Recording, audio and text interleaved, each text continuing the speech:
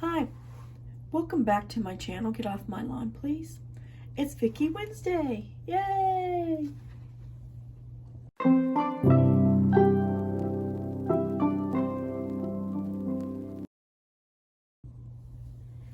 Hi, Melinda here with Get Off My Lawn, please. Please subscribe to my channel, like my videos, comment below, click the little notification bell, and share my videos. I really would appreciate it. It's Vickie Wednesday. We're going to be reading out of Vickie by Mike Sims. He's my husband, and he's given me permission to read this book online, so there should not be a copyright issue. Today, we're going to start with the chapter called The Forgiver. Vickie visits with John, who is still recovering in the hospital. She pulls a chair next to John's bed and holds his hand. Vickie, how are you doing, John? John, considering I killed my best friend, I lost my girlfriend, injured my body badly, my parents ashamed of me, being an alcoholic, and probably going to jail, as well as my career being over, I'm okay. Well, when you put it like that, it sounds bad. John frowns as Vickie says, look, this is an opportunity to start over. You kick the drinking habit, you face your legal issues, and then get your life back on track. You can still finish college and have a good career. I don't see how. If you would have told me that I would be in college as a young teenager, I would have laughed you out of the room. There was no hope for me. Life just kept moving along, and you just have to get back in the flow. I don't want to live anymore. I did neither long time ago. I wanted to die so many times. For some reason, I kept chasing the carrot. There was always someone who believed in me. Just one person believing in me at the right time made the difference. Got me to a point where I could stand on my own feet. John, I believe in you. Not enough to be with me. I am here now. I do love you, John. You are the most interesting and wonderful guy I know. But when you drink, I see my dad, and that is a pain I can't live with. Can you understand that? Actually, yes, I can. I thought before that accident, you just needed to get over it. I realize now that it is not that simple. Getting over it is an excuse that people not having the same issues say. They really do not understand trauma. It is easy for people who have not gone through truly tough times to know what it's like to live after a traumatic event. Now you are and see what I'm talking about. That is for sure. John, look at me. You will get through this. I'm not leaving your side. We may not be meant for each other. I don't even know if there is such a thing, but I will help you through this crisis. I appreciate that. My parents are getting the best lawyer to defend me.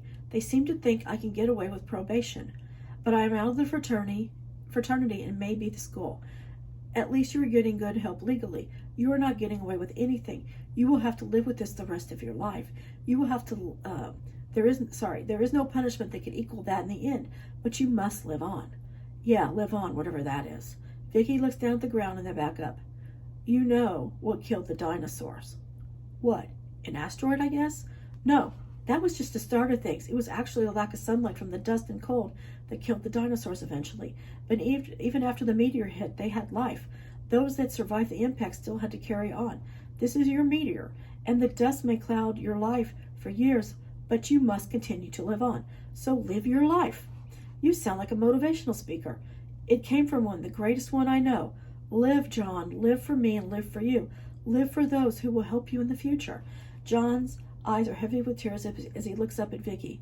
Do you think I can fully recover from this? Yes. Vickie stands up. John, call me if you need anything. I will see you tomorrow, okay?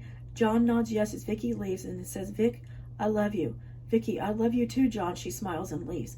Weeks pass and John has been formally charged in the death of his friend Kevin.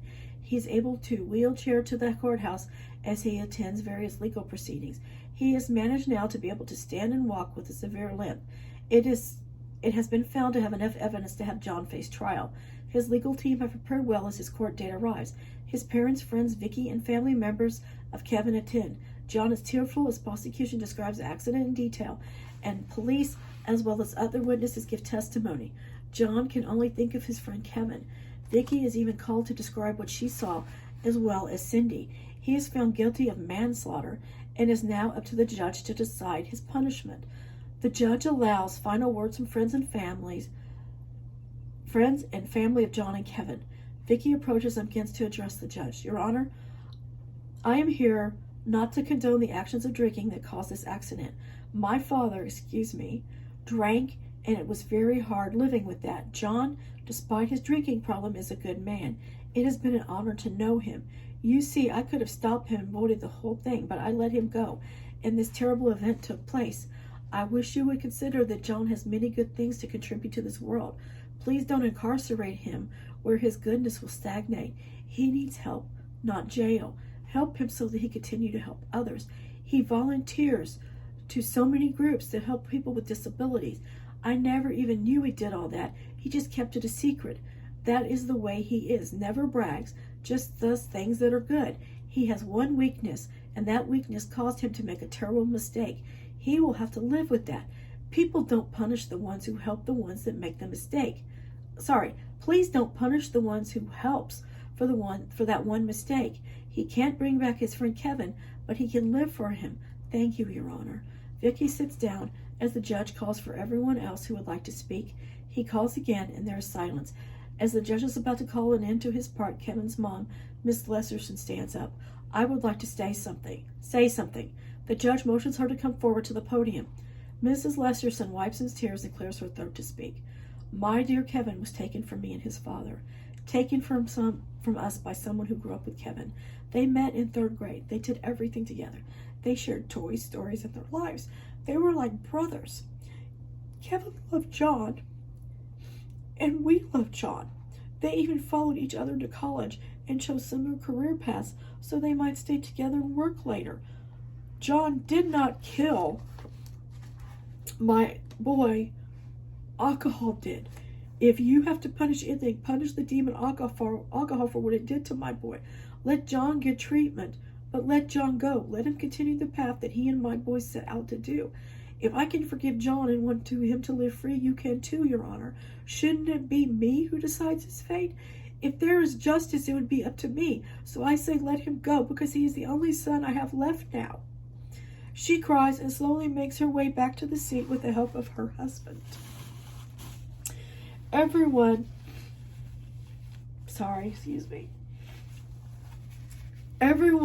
is teary-eyed, including the jury.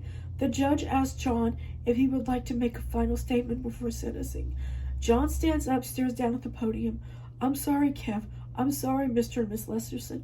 I'm sorry for everyone here and all those I have hurt. John turns around and stands by his lawyer's side as his lawyer puts his hand on John's shoulder. Silence prevails in the courtroom as the judge writes and scribbles away, sometimes stopping to look around, then finally says, John Patterson, having been found guilty of a jury of your peers on the charge of manslaughter of Kevin Lesserson, I am sentencing you to probation for 6 years following a mandatory rehab program for alcohol. Your license is suspended for a period of 2 years following successful completion of said program and is signed off by an accredited alcohol counselor. Dismissed. The judge slams the gavel as the courtroom erupts in joy. John falls back into his chair exhausted. Even the jurors clap their hands, happy with the verdict. Vickie runs over and hugs John, almost squeezing the air out of him. Mr. and Mrs. Lesserson walk up to John as he stands. John, thank you. Miss Lesserson, you finished what you and Kevin started, you hear? Yes, ma'am. I expect to see you on Thanksgiving after your parents' meal as usual. I will be there. They leave, John helped by Vickie, back to the hospital to continue rest and rehabilitation. Vickie spends time with John once in a while as his physical rehab coincides with his alcohol addiction rehab. Partly through rehab, one of the counselors meets with Vickie privately. Counselor, Vickie, I think it is wonderful you are helping John, and he is making improvements. A lot of improvements the last few weeks. I need you to do a favor. Vickie, of course, whatever he needs, good. I need you to leave him alone, at least till he's out of rehab. What? Why? Because you were at a weak point. You were a weak point in which he drank. He needs to work that issue out, and it would be easier if you were not around. Vickie looks confused, but then shows understanding. I get it. Should I say goodbye for now? He already knows that I was going to ask you this.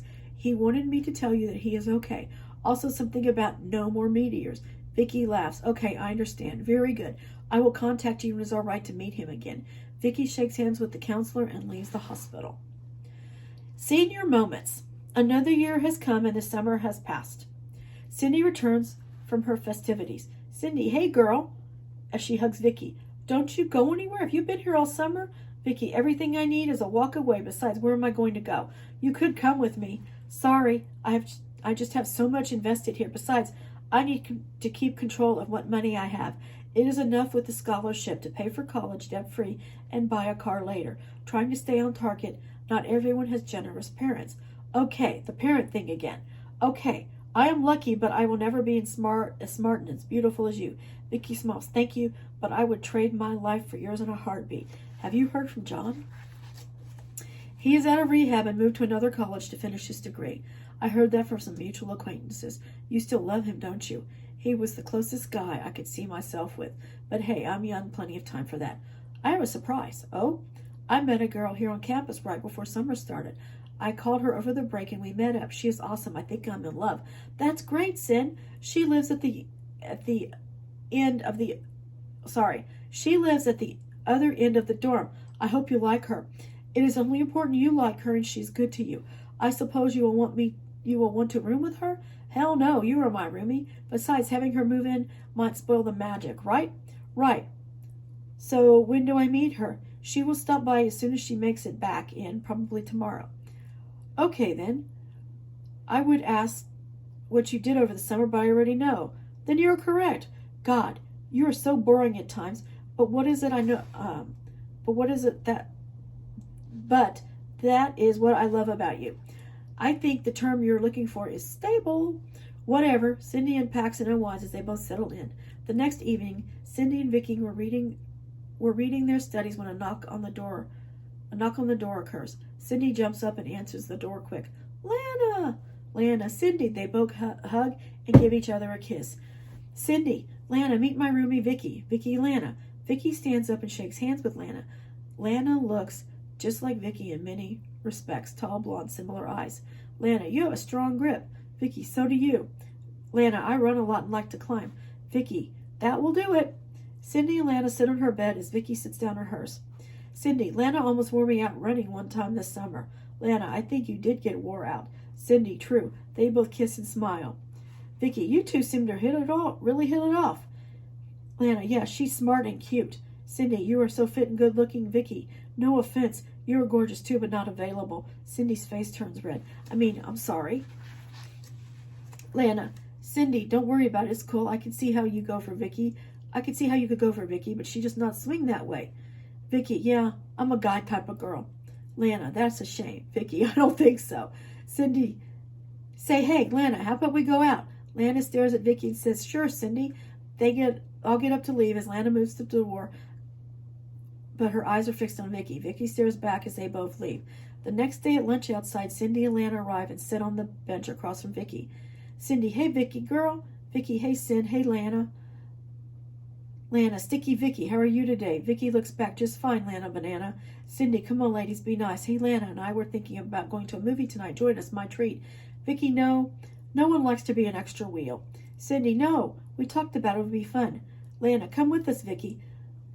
Vickie looks at both of them and shakes her head no. Cindy, Vickie? Lana, forget it, Cindy, she's not going to go. She has a problem with me, or maybe just has a problem with lesbians. Vickie, I have no problem with lesbians. Lana, then it is me. Vickie, it can be. Lana now has Vickie's full attention, and Vickie has identified something that bothers her. She begins to aggravate Lana to induce her into a fight. Vickie believes she is an abuser as well as a cheater and plays on acting rudely to bring out Lana's perceived character flaws. Cindy, please guys, stop. Just want us all to be friends. Lana, don't think Vickie is going to let that happen. She sniffs something she doesn't like. Vickie just smirks at Lana. Lana, you sniff something, Vickie, don't you? Just like a dog. Vickie puts down her sandwich and asks, Lana, I'm curious about something since you brought up pets. Do you get fur balls like cats do? Lana's face turns red as Cindy's mouth drops, panning back and forth between looking at both Vickie and Lana. Vickie, what's the matter? Cat got your tongue? Vickie takes a bite of her sandwich, smiling at Lana as she chews. Lana has a mind to say many things and even take action, but is not one to because she is caught between anger and attraction to Vickie. What Lana does not know is Vickie is well aware of this and is playing on it. Vickie, Cindy, I guess if she coughs up a different color one, then we know she is not faithful. Lana stands up quickly, staring eyes at Vickie. Let's go, Cynthia. Cindy slowly stands up as Vickie responds, Cynthia? Huh, that's a very man thing to say. Lana has a face full of fury. She starts walking off, but stops and says, coming? Cindy gets up and leaves with a sorry look on her face to Vickie. Vickie, you guys have a great time at that movie. Lana and Cindy walk off with Cindy looking back once in a while. Later that night, while Vickie reads a book, Cindy comes in and slams the door. Cindy, what the hell was that? Vickie pays no attention. She turns a page in her book. Cindy, I'm talking to you, Vickie. What the hell was that? Are you trying to make enemies with Lana? She is the first real girlfriend I have had, and you obviously have a problem with that. Vickie, I thought I was your girlfriend. Cindy drops on the bed. Lana is my lover girlfriend. I know what you mean. Then what's going on?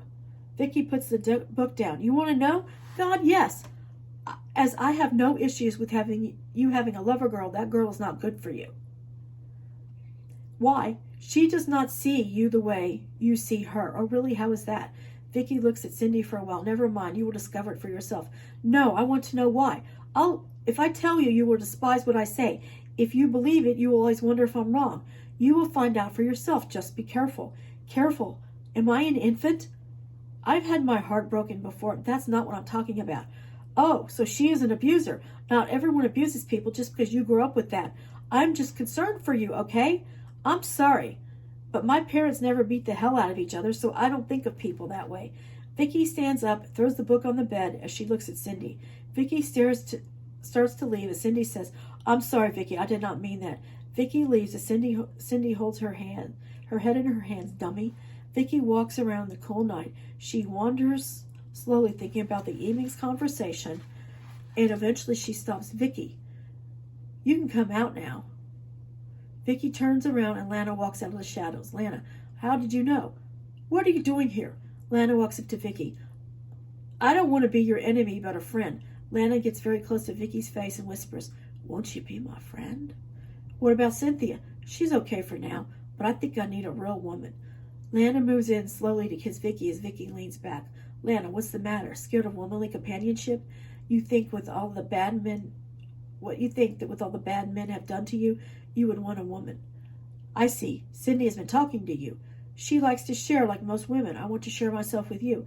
You're a pretty girl, Lana. Cindy really loves you. Don't you respect her? Lana turns. I need something more. Cindy is fun, but I need someone who can physically keep up with me. Well, then leave Cindy and keep looking. You're going to tell Cindy, I suppose. No, she will figure you out soon enough. However, I do warn you that you better be good to her. If you hurt her physically, you will get my attention. Lana walks back closer to Vickie. Really? And what would you do, Vickie? I can hurt you in ways that you wish you didn't know about. Oh, I see. Well, then I guess that is that. Lana begins to walk back to the door. See you around. Vickie stares at Lana leaving, and the wheels begin to turn in Vickie's head. Vickie walks back into the dorm as she passes the first floor in Lana's room. Lana stands in the doorway wearing a skimpy gray top and panties for Vickie to witness. Vickie walks by. Frigid, Lana slams the door. Vickie walks into her room and sits on the bed looking at Cindy, who has her back turned and tucked away like she's sleeping. Vickie goes to the bathroom and gets ready for bed. As she returns, it is eerie quiet, not even the usual sounds of people laughing from the dorm rooms. Cindy, Vickie. Vickie, yes, Cyn. I'm sorry for bringing up your parents. That is all right. Thank you. I love you, Vickie. Good night. I love you too, Cyn. Sleep well. Several weeks pass as Vickie and Lana very conspicuously ignore each other. Another evening, and Cindy comes in from her visit with Lana. Vickie, well, you were late tonight. Cindy, yeah. Lana's roommate left to go somewhere for a few days, so we had the room to ourselves. Sounds hot. Excuse me. You may not like her, but I can tell you the sex is incredible. Vickie responds, too much information. Sorry, it's just been awesome. That's good. The next evening, Cindy comes back from martial arts class, and Cindy is sitting in a fetal position crying. Vickie sits on the bed next to her. What happened? Cindy shakes her head no and buries herself in the pillow farther. Vickie pulls Cindy's hair out of her face and asks Cindy what happened. Cindy, with cracking voice, says, Lana and I are over. I'm sorry. Vickie grabs a tissue and says, sit up. Let me wipe your tears. Cindy sits up with her head down as Vickie lifts her head and sees a large bruise on her face. Vickie becomes infuriated. Did Lana do this to you? Cindy cries and shakes her head yes. Vickie wipes Cindy's face gently. She got you good. It was my fault. What? No, we had an argument because I caught another girl leaving her dorm room. She was not expecting me, and it was obvious they had just finished having sex. I exploded and called her a slut. She told me I was just a little girl and asked if I was going to sick you on her. I slapped her and she punched me in the face. I crawled out of there and she kicked me in the butt, yelling at me. You know how to pick them. Please don't hurt Lana. I should have listened to you long ago. It's over, and it's best to let it go now. But if she bothers you anymore, you need to tell me. I will. Let me get you something to fix you up. Vickie runs to the store and gets some gauze and skin ointment. As she passes Lana's room, the door opens. Lana, Vickie, I didn't mean it. Vickie stops and turns around. You're lucky this time. Tell Cindy I'm sorry, it just got out of control. Vickie walks up to Lana as Lana is becoming visibly nervous. Let me tell you something. Just because you want to be a man does not mean you have to act like one. You hit another person, and I hit you but multiplied. Do we understand each other? Lana motions her head yes. Vickie turns around and heads back to her room. As she arrives, Cindy is more composed as Vickie starts to treat her wound. Cindy, why are you so good to me? Vickie, because you chose to be my friend and live with me, despite the fact that trouble follows me and spills over to everyone around me. That is not true. Yeah, how many times did you get attacked before you met me? Well, none, but that does not mean anything. Yes, it does. Some people are made to have conflict in life. Well, I would rather deal with conflict than not know you. Vickie smiles. Shut up and let me help you. Vickie bandages Cindy up and puts her to bed while she dozes off to which she dozes off quickly. Vickie plays with Cindy's hair and thinks that she wished this trouble had not reached Cindy. Vickie prepares to sleep. A week later, Cindy arrives to lunch to sit next to Vickie. Cindy, it's starting to get chilly. Yeah, I know. Season is changing. Guess what? What's that? Lana got kicked out. Oh, yeah, for what? Fighting with that girl I caught her with. Apparently something happened and they got into it. Campus police broke them up in the parking lot and Lana was kicked out. Yippee. Come on, Vickie. That has to cheer you up some. I really don't care about Lana. Okay, well, her roommate and I talked about Lana. She was terrified of her, it seems. Lisa Wong is her name. She is nice. Hey, maybe you two have something in common. Cindy raises her eyebrow and shrugs her shoulders as she takes a bite to eat. A couple of nights later, Vickie notices Cindy has not come in yet. It is unusually late for her. Vickie goes out to look for her. Vickie wanders around in the dark, eventually sees two girls walking toward the dorm in the distance. Vickie hides behind her tree and watches. It is Cindy and Lisa, Lana's old roommate, and they are laughing and holding hands. They pass close enough that Vickie can hear Cindy say, I had a wonderful time tonight, Lisa. Lisa responds, I wish I'd met you last year. They continue saying sweet things to each other as the voices fade from the distance. Vickie smiles and waits for them to gain distance to not alert them she is following. They disappear in the building and Vickie begins to move until a light catches her eye. Off in the distance of the dark, moonless sky, there is a blue-green light flickering too big to be a star. She watches it slowly move back and forth, changing colors from blue to green. Then suddenly it vanishes. Vickie looks around in confusion as to what that was. She slowly walks to the dorm, even watching for the lights to return, but they do not. She goes into the dorm and sees Lisa's dorm room cracked open and can hear Lisa and Cindy making out. She quietly moves by the door, not to be noticed, and makes her way to the room where she gets herself adjusted as if in bed. Minutes later, Cindy walks in quietly and sits on the bed. Vickie, where have you been? Cindy, out with Lisa. Had a good time? Yeah. Yeah, she's very nice. That's good. Well, good night. Good night, Vic. Cindy goes to the bathroom to get ready for bed and quietly hums a tune. Vickie smiles as she rolls over in her sleep. Okay, we're going to stop here. Thank you all for watching my videos. I hope you enjoyed that. Please spread love and kindness wherever you go, and you have a great day. Thanks a lot. Bye-bye.